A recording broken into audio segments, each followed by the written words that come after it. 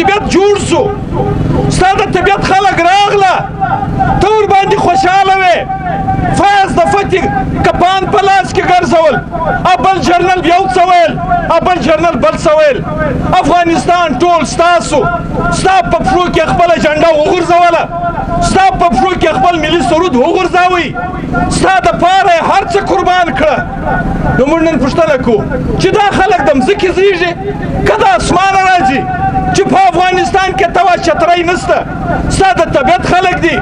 نو په دې وطن کې د دې خلکو دښمني د پښتون افغان وطن خاورې سره ولې ده زما د یونیورسټۍ سره ولې ده زما د طالب علم سره ولې ده زما د پوله سره ولې ده نو موږ پوښتنه کوو دا هر څه چې دي دا موږ ته مصنوعي ښکاري دا موږ ته مصنوعي ښکاري ته غواړې ده لکه زما پر کویله چې دې قبضه ده زما پر ما دنیا ته چې دې قبضه ده ته وایې چې ټیکې دې هم ګرځي NLC WHO ده که FWO ده دې ته ورکول کېږي بس دا کار هم شته لیبر هم شته ټرک هم شته خلک دې نو ناست اوسي خلک خو نو د لوږې په دې بنیاد ځان نه وژني چې په چمن کې به پر 2 قدمه خلک روزګار ویني